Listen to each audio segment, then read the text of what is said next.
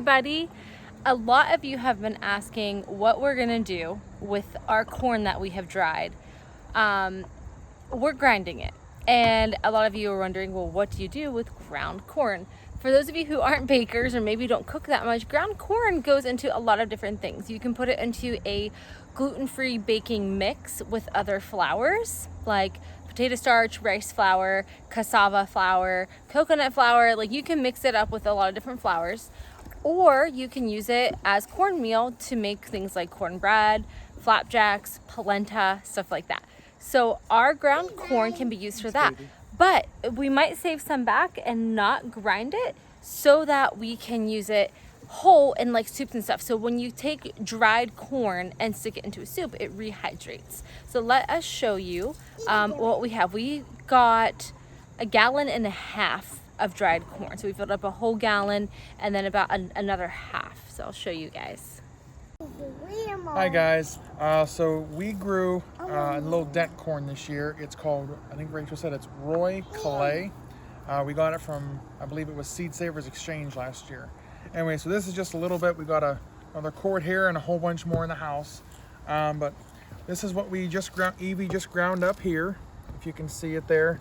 And this is the first time. We'll probably grind it through. We'll probably grind that through again.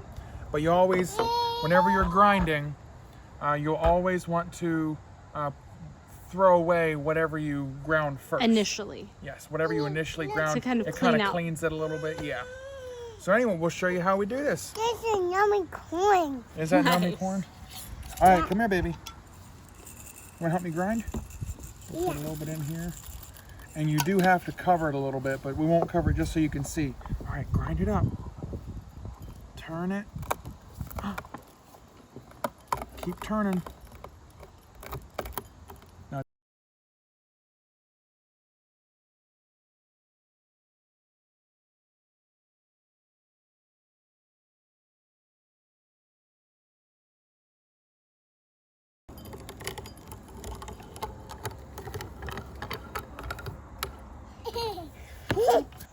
When we grind it the first time, it's still very, very coarse. So we'll have to run it through the grinder a second time. And we'll use a head like this to get a finer grain cornmeal. This is not going to be as fine as what you buy in the store. You could also run this through a food processor if you want to, which would probably be more efficient. We're just doing it the old-fashioned way to kind of try it out and try different things because we have never ground corn before. So we kind of just want to see how the hand grinder works versus a food processor, which again, we'll probably end up doing because it's going to take a lot less time. But this does work, and if it's all you have, and if you don't have electricity or something, or you're off grid, this works. And so we always want to have like an alternative to using electricity at our household, because if things go south in our country, we have a way to provide for our family. And so this is one of the ways we're just kind of learning. Let's grind our own corn the old-fashioned way. So what we'll do with this when we're done, after we have ground some of it, we'll just put it in a Ziploc and stick it in the freezer. It'll stay really fresh that way. But another option you could do is get a drum, like a plastic drum with a sealed lid at like your local Tractor Supply or Rural King, and stick it in that and stick it in your basement. Again, you don't have to freeze it. It's just, it does keep it fresher in the long term. You can also dry can cornmeal. So there's a lot of options for preserving this product. It's really up to you and what fits your family's needs best. all right, guys, so I just used the smaller attachment, and this is the result here. That turned out awesome.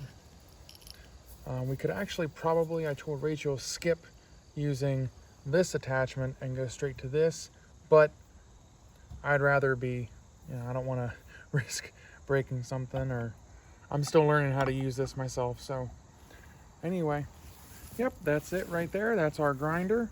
And here is, like I said, Calais corn. We got it from Seed Savers Exchange last year, last spring, and we planted it, and it turned out amazing. We thought we would show you guys what's kind of left of the garden. As you can see, we have not done fall cleanup yet. We still have stuff growing. Look how big this pumpkin is. It's coming along really nicely. This is a jack-o'-lantern pumpkin. We did not plant this. This was a volunteer pumpkin, as was that one over there.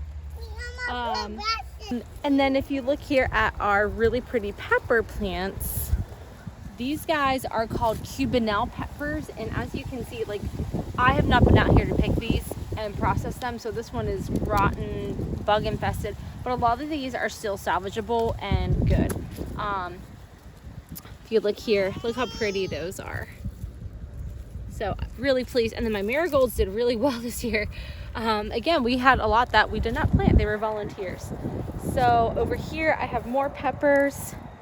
Again, for those of you who don't know and aren't gardeners, red peppers are just green peppers that got left on the vine for longer.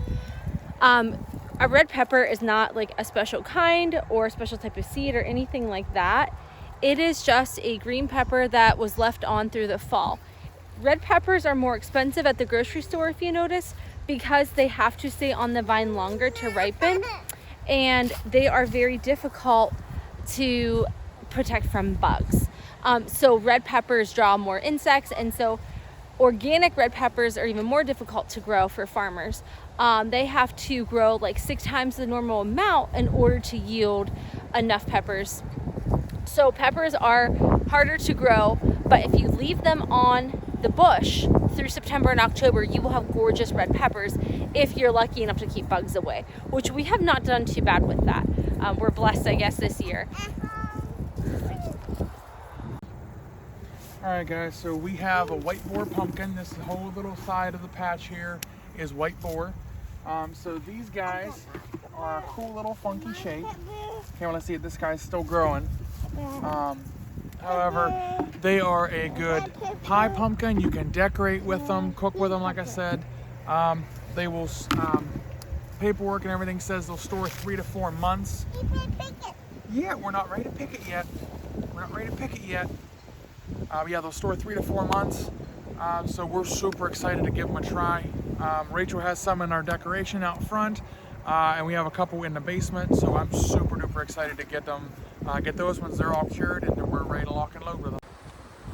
I plan to put the pumpkins into a roaster to soften them, and then for a couple hours, and then peel the skin right off and take those innards and then puree them in a food processor, and then we hope to actually can our pumpkin. The USDA says to not can pumpkin because it is so thick, it is not safe to can. However, the Amish can pumpkin, Mennonites can pumpkin. They haven't died from it yet. We still have white boar coming on. If you look here, we have a little baby one, and this vine is healthy. With the way this October has been going, we have such an extended growing season. It's crazy. I mean, we haven't seen an October like this where things just keep on going. We haven't had any frost yet. It's been really warm. The white boar pumpkins prefer warm weather, so we're just doing really well. If you have not tried a pumpkin, growing it, white boar is definitely the way to go. They yield amazing. Say hi, Noah. So we wanted to show you real quick what we're finding in the garden. We have 3 white boars and one, hi baby, one, we're not quite sure what it is. It was a volunteer, I believe. And there's, like you saw, there's still more pumpkins coming. We'll have plenty yes. of pumpkins for a long time. Oh yeah. All right, guys, that's it. Thanks for watching. Take care. Thank you. God bless.